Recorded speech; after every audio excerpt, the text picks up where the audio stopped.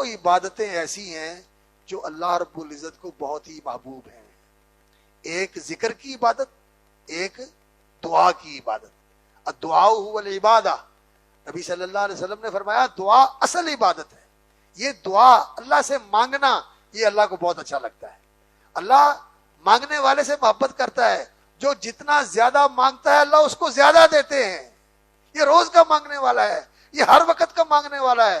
نبی صلی اللہ علیہ وسلم نے فرمایا جو یہ چاہتا ہے نا کہ سختی میں اس کی دعا قبول ہو، تو اسے چاہیے کہ خوشحالی میں زیادہ مانگا کرے، خوشحالی میں زیادہ مانگے، سختی میں اللہ رب العزت پھر فوراً سن لیتے ہیں اس کی۔ تو اللہ رب العزت مانگنے سے بہت خوش ہوتے ہیں۔ انسان تو مانگنے سے ناراض ہوتا ہے نا، اللہ رب العزت نہ مانگنے سے ناراض ہو۔ تو مانگنے کی عبادت اللہ کو بڑی محبوب ہے، اور دوسری ذکر کی عبادت اللہ رب العزت کو بڑی محبوب ہے، کہ اللہ کو یاد کیا جائے، اللہ کو یاد کیا جائے، دل میں بھی اللہ کی یاد ہو، اللہ کی محبت کے ساتھ، اس کی تعظیم کے ساتھ، زبان پر بھی اللہ کا ذکر ہو، اور یہ جسم بھی اللہ کی فرما برداری میں لگا ہو۔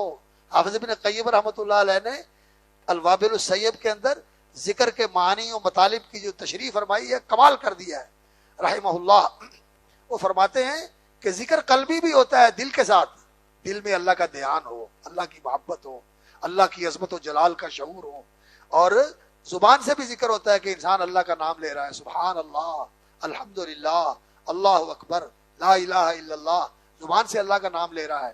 اور ذکر بدن کے ساتھ بھی ہوتا ہے کہ انسان اللہ رب العزت کی فرما برداری میں لگا ہوا ہے۔ اسی لیے نماز جو ہے یہ وہ ذکر ہے جس کے اندر انسان کا دل بھی ذکر میں ہوتا ہے، زبان بھی انسان کی ذکر میں ہوتی ہے، اور انسان کا بدن بھی اللہ کی فرما برداری میں ہوتا ہے، اللہ کی تعظیم کر رہا ہوتا ہے، اللہ کے سامنے خضوع، خشوع، تذلل اور انکسار کا اظہار کر رہا ہوتا ہے۔ بدن بھی ذکر میں ہے، زبان بھی ذکر میں ہے، دل بھی ذکر میں ہے۔ تو نماز جو ہے یہ سب سے بڑا ذکر ہے۔ اسی لیے فرمایا موسیٰ علیہ السلام کو اقیم الصلاۃ لذکری، میرے ذکر کے لیے نماز قائم کرنا۔ اگر نماز ہے تو پھر انسان کی زندگی میں ذکر ہے، اس لیے کہ سب سے بڑا ذکر جو ہے وہ نماز کی صورت میں ہوتا ہے۔ تو عبادت کے اندر جس چیز کی اللہ رب العزت نے تلقین فرمائی ہے کہ اس میں کثرت رکھو، نماز کی اقامت کا حکم دیا ہے اور ذکر کی کثرت کا حکم دیا ہے، اذکروا اللہ کثیرا لعلکم تفلحون۔ بلکہ ساری عبادتوں کے بعد ہی تقریباً نماز کے بعد بھی ذکر کا ذکر ہے، جمعے کی نماز کے بعد ذکر کا ہے، حج کے بعد بھی اللہ کے ذکر کا تذکرہ ہے، اسی طرح صیام کی عبادت میں بھی دعا کا تذکرہ ہے، وَإِذَا سَأَلَكَ عِبَادِي۔